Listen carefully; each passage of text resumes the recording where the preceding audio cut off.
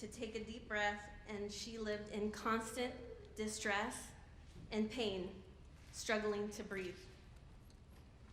And to make matters worse, the insurance policy soon renewed.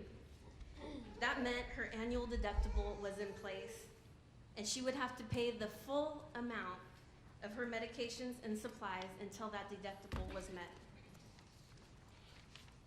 That young woman spent the rest of her life in unnecessary stress, unnecessary pain, and unnecessary agony. She never again was able to take a full breath for the rest of her life. And as far as I'm concerned as a nurse, this is treatment denied. This is treatment she needed and deserved. Thank you. To me, it is immoral that anyone profits off another person's need for health care, and it is repugnant to me that this profit comes from denying care. I see the suffering and pain this causes every single day in the faces of my patients. This system is killing too many of my patients, and I say no more. Let's put an end to this immoral system that's putting profits before patients' needs. Registered nurses like me know the only way that we are going to do this is with Medicare for all. I want to thank all the senators that are co-sponsoring this bill. And healthcare is a human right, and we are going to make it happen. Thank you. Yeah.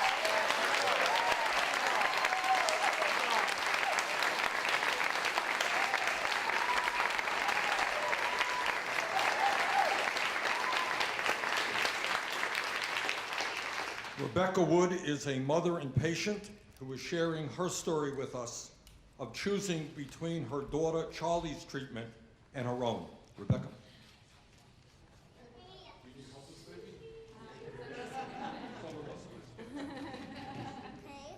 Hi, I'm Rebecca Wood. I'm from Charlottesville, Virginia, and this is Charlie. She's kind of bouncing around the room, as you guys may have seen, so I'm going to send her to Ben.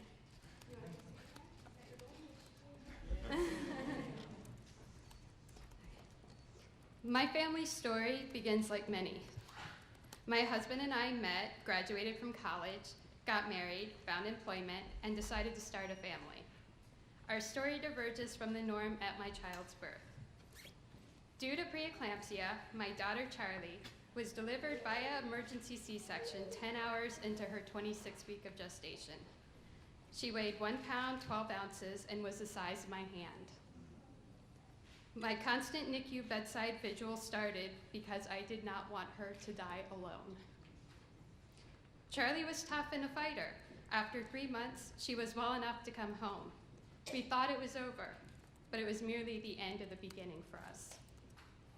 Issues from her premature arrival appeared one after another. Each one required treatments and therapies. There was specialty formula, medications, and formula thickeners. After that, she needed physical therapy, speech therapy, occupational therapy, and orthotics. The list grew and continues to grow to this day. Charlie's determination and perseverance served her well. She responded positively to therapy. OT gave her the use of her hands. It's a good thing because she wants to be a doctor and a drummer. PT made it possible for her to run and jump, as you guys have all witnessed.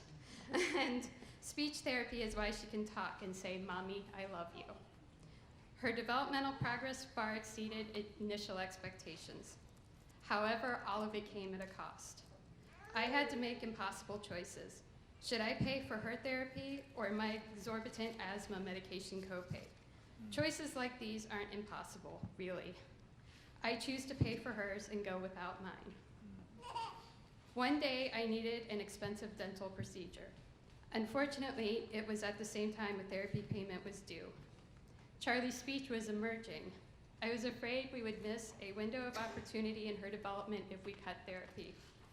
I chose to pay her therapy payment and put off my dental procedure. The decision cost me dearly. Due to the delay, an infection spread throughout my mouth and jaw. I went to the emergency department because the swelling in my mouth obstructed my airway. After a course of IV antibiotics, I was discharged. The next day, I had all of my teeth pulled, the infection drained, and parts of my jaw scraped away in a 6-hour procedure under local anesthesia. I could not afford to have it done under general anesthesia. I cried the entire ride home afterwards. Stories like mine should not happen anywhere, but certainly not in our country. Our healthcare system is broken. It's time we look to single-payer healthcare as a way of ensuring that families aren't faced with impossible choices like mine.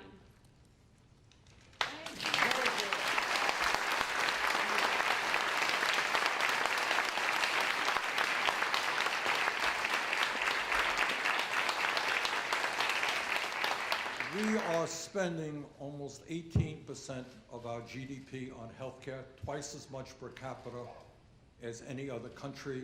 Healthcare for all is not only a moral issue, it is an economic issue. And we're going to bring up Mr. Richard Master, who is the CEO and founder of MCS Industries, a $200 million a year company in Eastern Pennsylvania, who's going to tell us why, as a businessman, he understands that the future of this country rests with Medicare for all. Richard?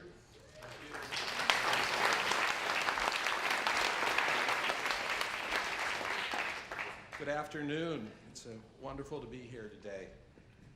4 years ago, I started an investigation.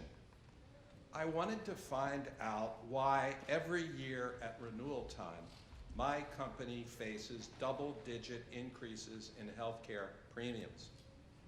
We spend $10 per hour to insure an employee with a family.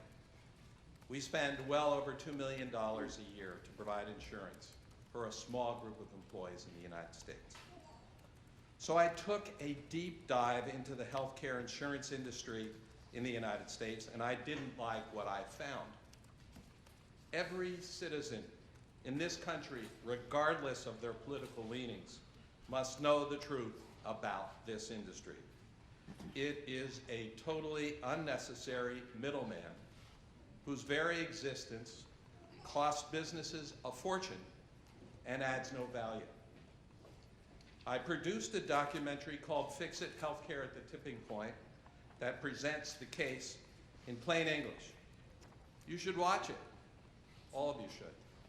If you aren't mad enough, when you finish that one, then watch the second one, Big Pharma Market Failure. You'll really get mad.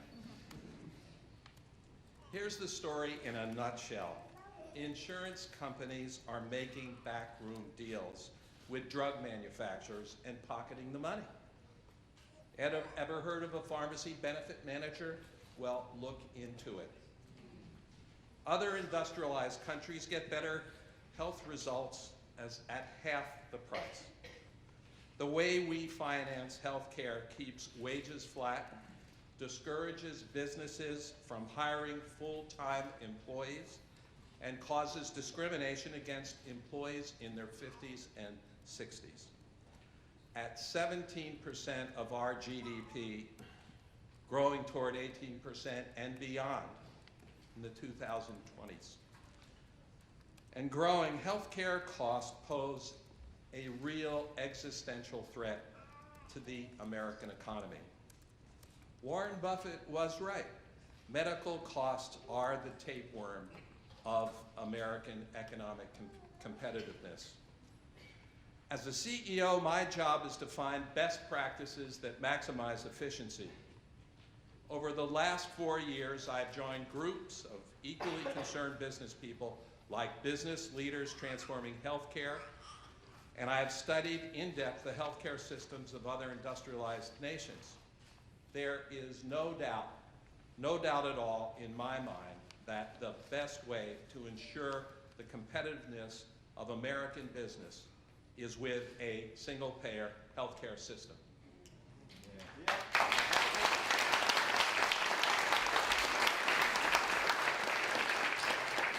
Medicare deserves to be the single payer. It provides better results at lower prices, lower cost to our society, with more satisfied customers than any other insurance company in the country. Expanding that coverage to every citizen will improve both the health of our citizens and the health of our businesses. I applaud Senator Sanders and the co-sponsors for introducing this legislation and for embracing this central idea. Let me be clear.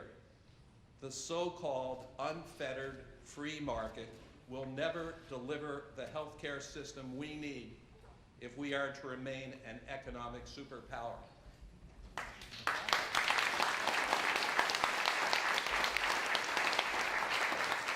We've initiated a new campaign, Business Initiative for Health Policy, and the aim of this is to educate the public and lawmakers about the economic benefits of a single-payer system.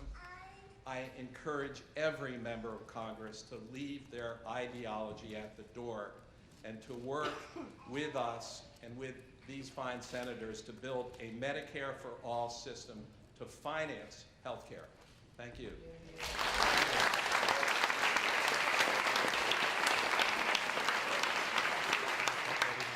Last but very much not least is Dr. Danielle Martin.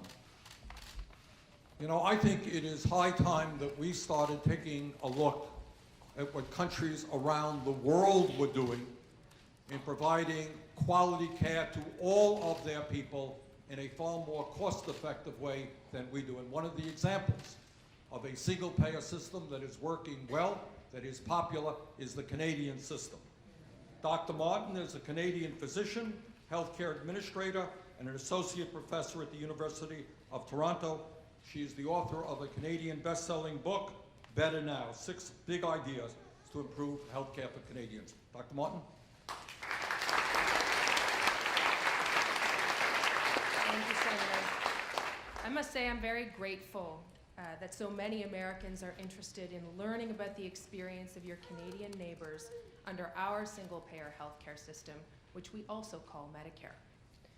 As a practicing doctor, a hospital administrator, and a citizen, I am so proud to be part of a system where access to doctor and hospital services is truly based on need, not ability to pay. And I'm not the only one. In public polls, 94% of Canadians say that our healthcare system is a source of personal and collective pride, even more than ice hockey. Single-payer healthcare is a symbol to us of what it truly means to be Canadian, that we take care of each other. Now, my grandparents immigrated to Canada in the early 1950s, like so many people who come to this country, hoping to build a better life for their kids. And at that time, there was no universal health coverage in Canada. So when my grandfather had his first heart attack in his early 40s, his world was shaken. And by the time he died nearly a decade later, the family was essentially bankrupted by medical bills. I know that this remains a reality for many in the United States today, but you should know that just north of your border, that kind of a situation is essentially unimaginable. My generation of Canadians does not remember what it was like to worry about paying a doctor or a hospital bill. And despite our challenges, which of course every country experiences, Canadians have a longer life expectancy, lower infant mortality rates, and fewer preventable deaths than in the United States.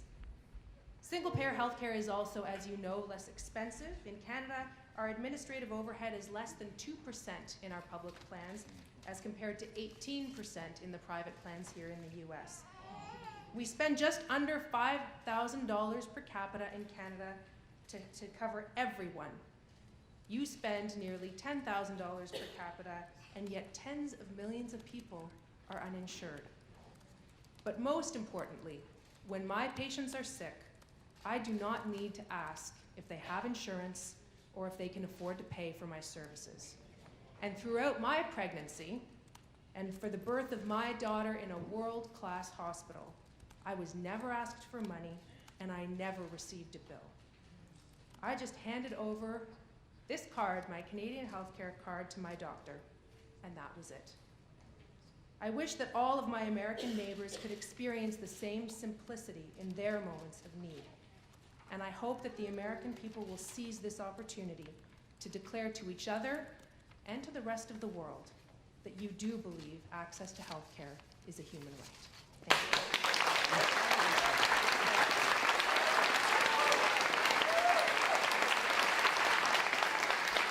Thank you, Dr. Martin. Today, all of us stand before you and proudly proclaim our belief that health care in America must be a right, not a privilege.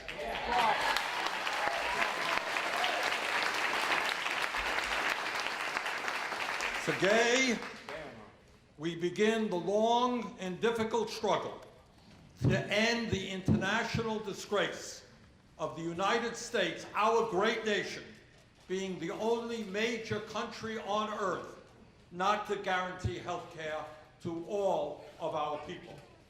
As proud Americans, our job is to lead the world on health care, not to be woefully behind every other major country.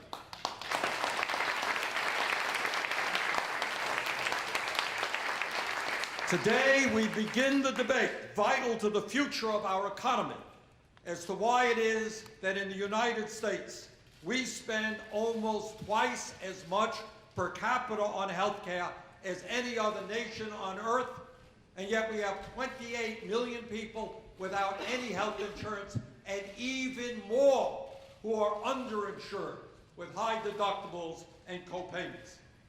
As a result of the incredible waste, bureaucracy, and profiteering in our dysfunctional healthcare system, we are now spending nearly 18% of our GDP on healthcare, $10,000 per person.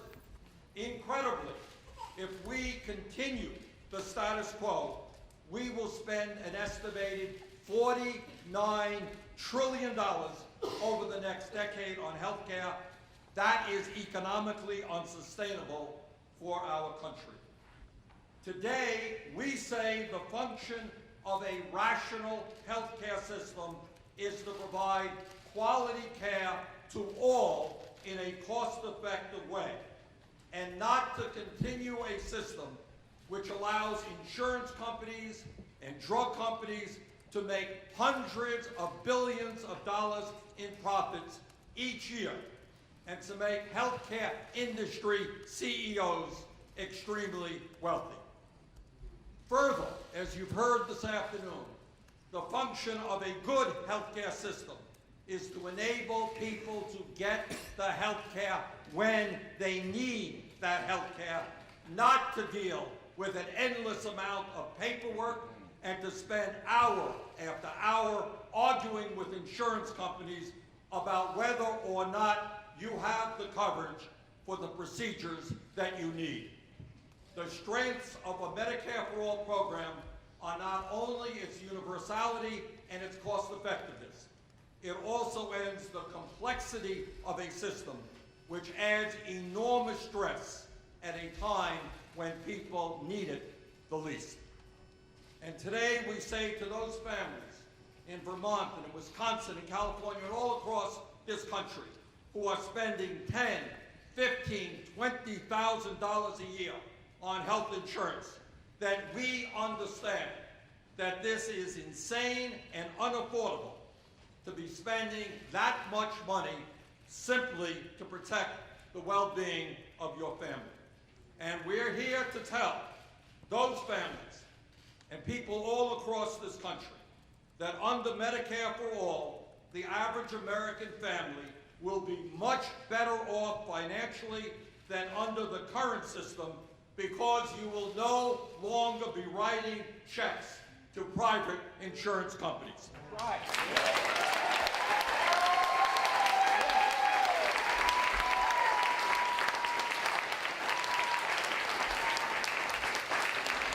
While, depending on your income, your taxes may go up to pay for this publicly funded program, that expense will be more than offset by the money you are saving by the elimination of private insurance costs. And today, we tell the drug companies that the American people are sick and tired of the greed of the pharmaceutical industry. We are no longer going to get ripped off and pay the highest prices in the world for prescription drugs under Medicare for all. We're going to negotiate lower drug prices for the government and for every single American.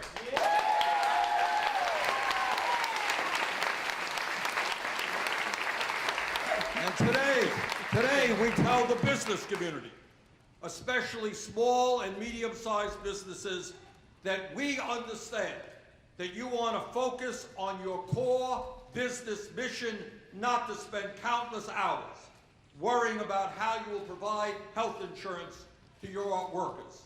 And Medicare for All will allow you to do that because all of your employees, by right, will have comprehensive health care. And today we say to millions of workers that you should not have to be stuck in a job that you don't want just because it provides decent health care to your family.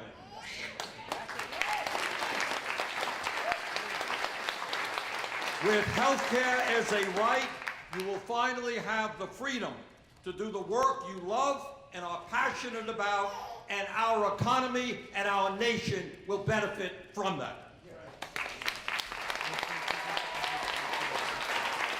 52 years ago, President Lyndon Johnson signed historic legislation that said in the United States of America, if you are 65 or older, you will be guaranteed health care as a right. And that legislation, called Medicare, has been enormously successful. We take it for granted now, but seniors in America are healthier, happier, and more secure than before the passage of Medicare. And today we tell our seniors that as good as Medicare is, we have heard your concerns, and for the first time, we will expand coverage to include dental care, hearing aids, and vision needs.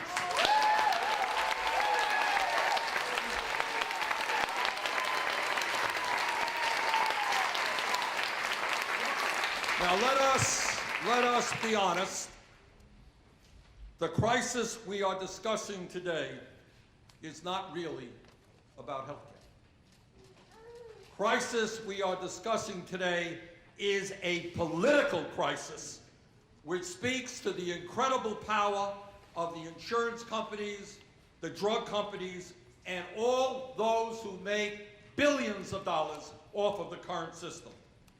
Over the years, these entities have done everything that they possibly can to prevent us from having lower-priced prescription drugs and universal health care.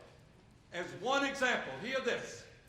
Since 1998, the pharmaceutical industry alone has spent over $3.6 billion in lobbying and hundreds of millions of dollars more in campaign contributions. And they charge us the highest prices in the world for prescription drugs. Now, I fully recognize that legislation which deals with 1/6 of our economy and over $3 trillion is complex, and that nobody, including those of us who are up here now, have all the answers. Unlike the Republican leadership, which tried to pass massive and destructive health care legislation without one public hearing, our job now is to take this legislation to every state in the country and to hear what the people have to say.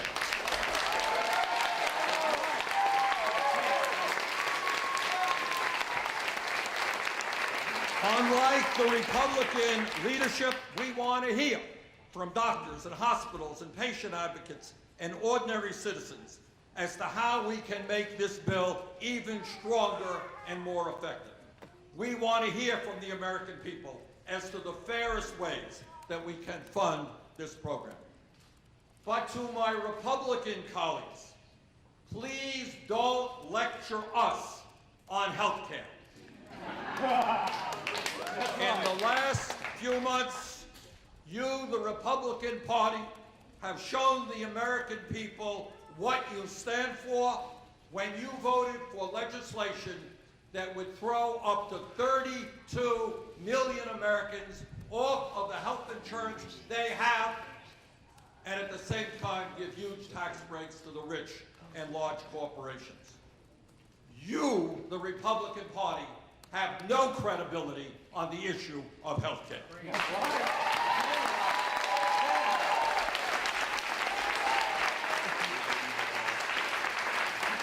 Let me conclude by telling you that I am extremely proud that we now have the support here in the Senate of 16 senators plus myself and a whole lot of folks in the House of Representatives. And importantly, we also have the strong support of dozens and dozens of grassroots organizations and trade unions representing the working people of this country. They know, as we know, that this struggle will ultimately not be won here on Capitol Hill, but through the grassroots activism of millions of Americans who are standing up and fighting back, who are becoming more engaged politically. And when we all stand together, we're going to be able to take on the insurance companies and the drug companies and Wall Street and everybody else, and to do what we should have done decades ago, and finally guarantee health care to all Americans as a right. Thank you very much.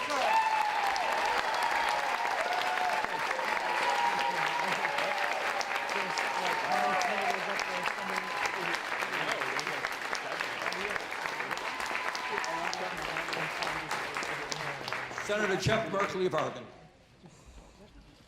Down, please. We have the most incredibly complex system of health care. Medicaid and Medicare, on exchange, off exchange, self-insurance, workers' compensation, children's health insurance program. We don't have one system, we have many. And in the course of that, for any given ordinary American, it's a lifetime of stress, a lifetime of trying to figure out how to negotiate this process with one simple goal, that when your loved one gets sick, they'll get the care they need. When your child gets injured, they'll get the care they need, and you won't end up bankrupt. Is our current system acceptable? No. Are we ready to fight together and work with Grassroots America to change it?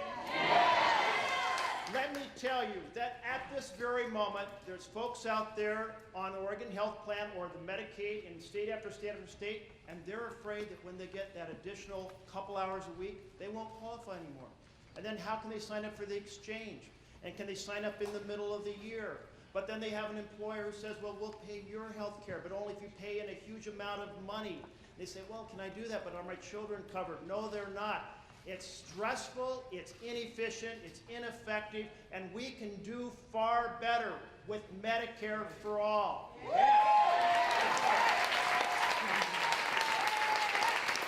Peace of mind that when your child gets sick, they'll get the care they need, that you won't go bankrupt. I'm all in on this. Thank you, Bernie, for your leadership, and thank you for all of my colleagues and all of the organizations who are working together to make this happen. Senator Kirsten Gillibrand, New York. Thank you, Bernie. Thank you to Senator Sanders for his amazing leadership on this, along with all the colleagues and advocates standing behind me. The bottom line is this: our democracy only works when regular people stand up and demand action. So thank you to all of you who are here today who have been fighting for Medicare for all year after year. As I've traveled around my state, one of the top concerns I hear from people is that healthcare is still too expensive.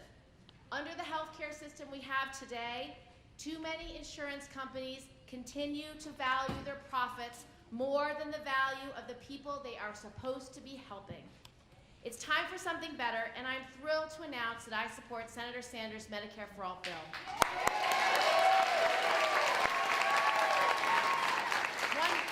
One part of the bill that I worked with my colleagues to put in was the ability for every American to buy into a not-for-profit public option as part of a 4-year transition to get to single payer in this country. This would create affordable public health care that's available to any American to purchase in the already available exchanges.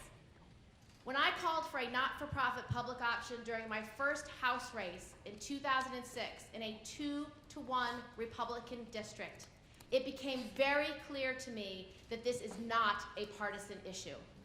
Healthcare should be a right. It should not be a privilege once and for all. So I will be standing with Bernie, and I hope all of you, to make sure that every single American gets access to affordable, good quality health care with a single payer system in America. Thank you.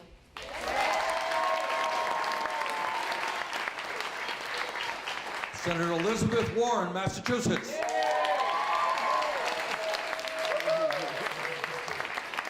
Thank you. It is wonderful to be here with you today, but we have to remember, the only reason we are here is because millions of people across this country made their voices heard. They believe that health care is a basic human right worth fighting for, and that's why we're here today. So thank you all. You know, back before I had this job, I had another job where I used to do a lot of work about just trying to understand what was happening to working families across this country and why so many people were going broke. And one of the principal studies that I did along with my co-authors was to introduce an idea called medical bankruptcy. The fact that hundreds of thousands of hard-working people across this country were filing for bankruptcy in the aftermath of a serious medical problem. And here was the real shocker in our data. 3 out of 4 of them had health insurance at the onset of the illness or accident that led to their bankruptcies. That's wrong.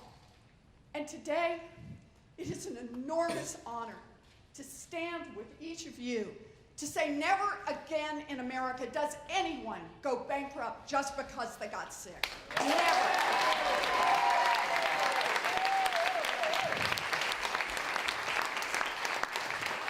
This has been a long fight from Franklin Roosevelt, who wanted health care for all as part of Social Security, to Lyndon Johnson, who gave us both Medicare and Medicaid, to Ted Kennedy, who made sure that our children were insured with CHIP, and to Barack Obama, who helped build the game changer that gave millions of Americans who didn't have health care coverage new health care coverage. We are here today to take another step. We will not back down in our protection of the Affordable Care Act. We will defend it at every turn. But we will go further. We will go further, and we will say that in this country, everyone gets a right to basic health care. That's what Medicare for All is all about, and that's why we're here. So that's our argument. Everyone gets covered, no one goes broke, and families in some of the toughest moments in their lives will not be left alone. I want to say thank you to Bernie for all that you have done. I am honored to be part of this fight. I am honored to have a chance to stand up and say one more time, healthcare is a basic human right, and we fight for basic human rights. Thank you all.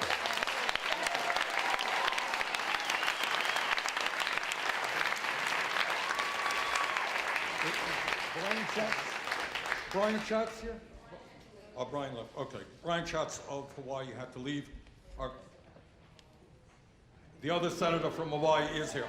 And we're going to get to that senator in a second, but let's bring up Kamala Harris of California.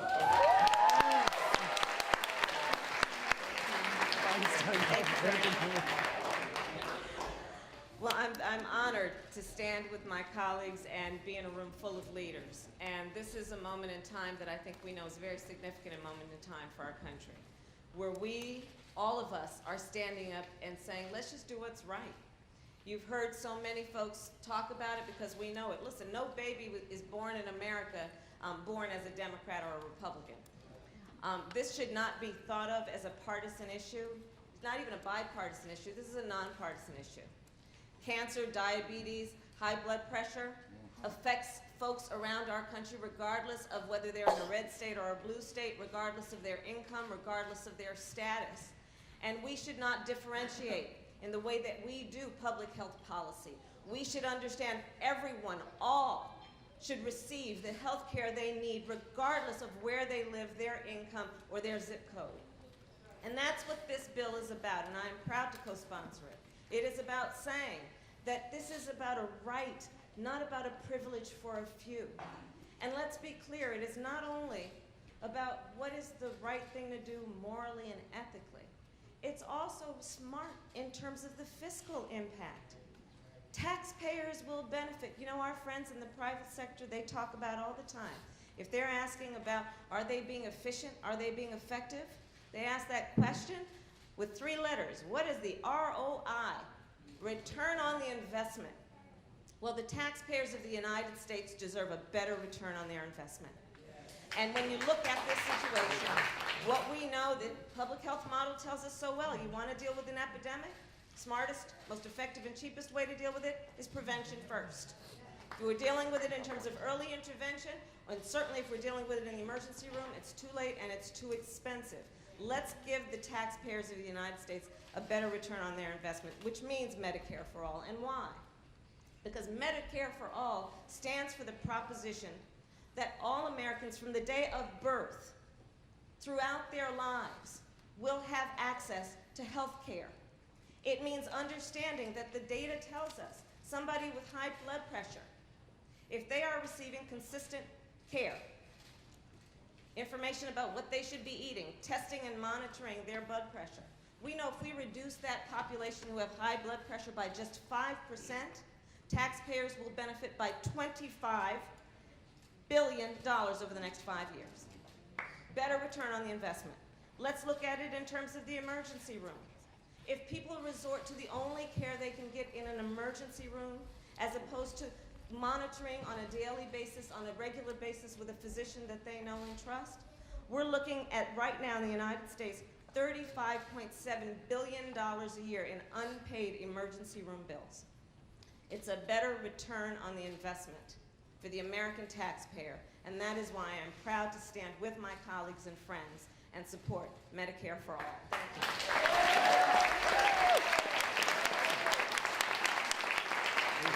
Cory here? Senator Cory Booker of New Jersey.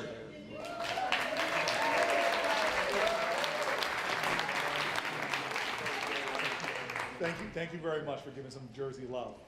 I am so proud to stand here today with my colleagues, with nurses, with doctors, with activists who understand the truth of our country. We were founded with incredible ideals, but we were far short from a reality that reflected the spirit of this nation. And every generation of our country has worked to expand access to our foundational ideals. That every American should have life and liberty, that we should have equal justice under the law, literally that we fulfill our pledge that we are a nation with liberty and justice for all. And so we fought, and people died to expand access, universal access to the ballot. We fought, and people died to expand universal access to civil rights. We fought, and we struggled to make sure every child had universal access to public education. But when it comes to one of the most basic aspects of the ideals of life and liberty, you must include that every American has access to quality, affordable health care. And so this is the fight for our nation to live up to our ideals. Because you cannot have justice in this country where you have millions of Americans who cannot get access to basic health care because of the amount of money they make.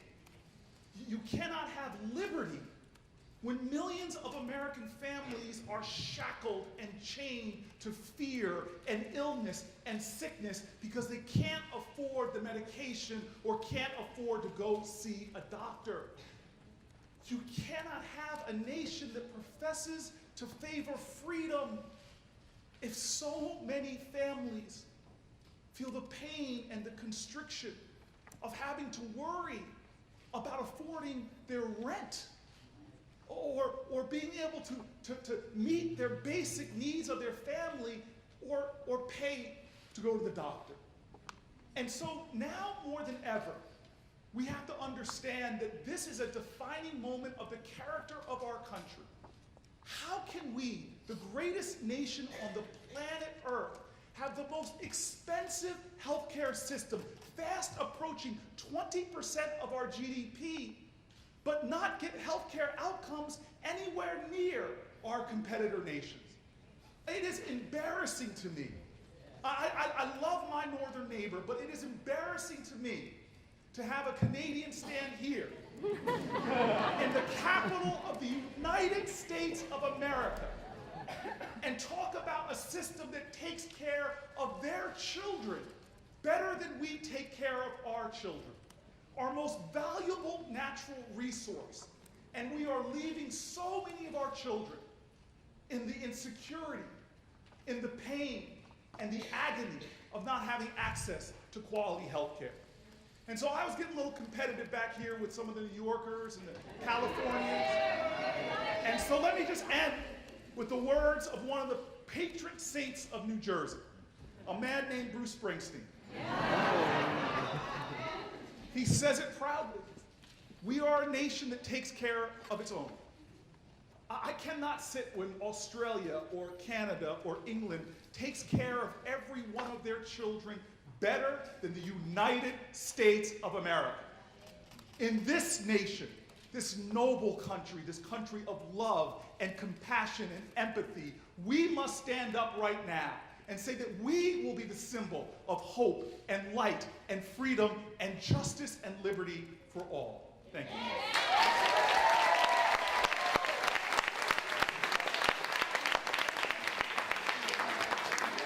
Macy Hirono is the great senator from Hawaii.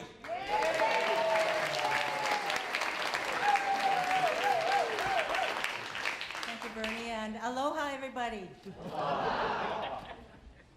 Thank you all for being here because you represent the millions and millions of people in our country for whom healthcare truly should be a right and not a privilege. That is the principle that unites all of us, that healthcare is a right, not a privilege for those who can afford it. That affordable, accessible, quality healthcare should be available to all. In other words, universal healthcare. Now, we're all one diagnosis away from a major illness. I certainly found that out about 4 months ago when I was diagnosed with stage 4 kidney cancer. Well, thankfully, I had healthcare, so I could focus with my doctors on what kind of healthcare I needed, whether I should have an operation or what, rather than trying to figure out how I was going to make painful choices as to some other obligations, fiscal obligations, economic obligations, as you heard. That should not be in our country. And so healthcare as a right, not a privilege. You heard so many wonderful speakers talking about the painful choices that they've had to make in this great country of ours. And therefore, I think about something that Dr. Martin Luther King also said, and I think he was paraphrasing someone who came before him, that the arc of history is long, but it bends toward justice. And justice is healthcare, quality healthcare for all as a right, not a privilege. And the road is going to be long because just a few weeks ago, we were just one vote away from taking away healthcare from millions and millions of people in our country in one fell swoop. We were that close. So we know that we're going to have to keep on with this fight. It's not going to just happen because we are standing here united under the principle that healthcare is a right, not a privilege. The long road ahead is what is going to, I think, inform our actions over the next number of months, and truly for us to be able to achieve healthcare as a right, not a privilege, is going to require all of us and the millions of people out there who care just as much as you all do, and for all of our families, for every American citizen. And I should mention immigrants, people who are in this country, 11 million undocumented people, 800,000 DACA participants who are about to be deported in the next 6 months. All the people in this country should have health care as a right, not a privilege. All of that.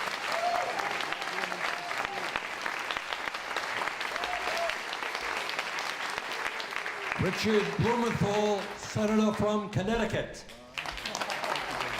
Thank you, Bernie.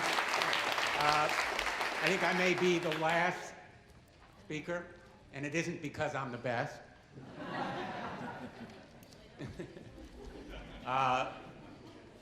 Here are a couple of simple truths. Number one, health care should be a right, not a luxury. Number two, Medicare works. How do I know it works? That's how I know it works. It works for millions of Americans my age who remember what it was like historically. I wasn't there, but historically before there was Medicare. Medicare was a tremendous historic advance. And today we say everybody, no matter what your age, how much you make, where you live, should have those same rights. Now, the fact is, there's nothing novel or original about this idea. In fact, every nominee for the President of the United States, every Democratic nominee, from Truman to Clinton, advocated single-payer health care insurance. The difference now is that we have a chance to achieve it. And the reason we have a chance to achieve it is because of advocates like Bernie Sanders and Elizabeth Warren and my other colleagues here who are going out and talking about it to the American people. And what I pledge to do is, I'm going to have hearings around the state of Connecticut, my state of Connecticut, and I'm going to give people in Connecticut a chance to tell me what they think. I'm going to listen to them. I challenge my Republican colleagues to do the same. Go out there and ask people whether they are in favor of Medicare for all, and I guarantee you, you'll get an earful. And here's another basic truth.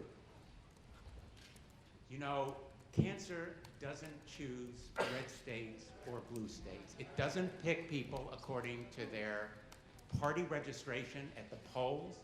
It is an equal opportunity killer. Disease doesn't discriminate. And I want to single out two groups of people. Number one, the women of America. They have been denied health care for too long because of restrictions like the Hyde Amendment. Consider the Hyde Amendment history if we pass Medicare for all. And all those other restrictions on reproductive rights. And to our colleagues who talk a lot about the opioid epidemic, there are millions of Americans who will be awake tonight worrying about their spouses, their children, their loved ones, their friends, their coworkers who need and deserve treatment, and they won't get it now. They will under Medicare for all. They need it, they deserve it. Health care should be a right, not a luxury. Access to this basic right is as American as our flag. We are the greatest country in the history of the world. We owe it to ourselves and our children to make sure we have Medicare for all. Thank you. Okay. I want to thank all of our guests who traveled here today to talk about the need for Medicare for all of my colleagues here in the Senate and our friends over in the House, and mostly the American people. And here is the simple truth. Our opponents on this issue have the money, and they have the power.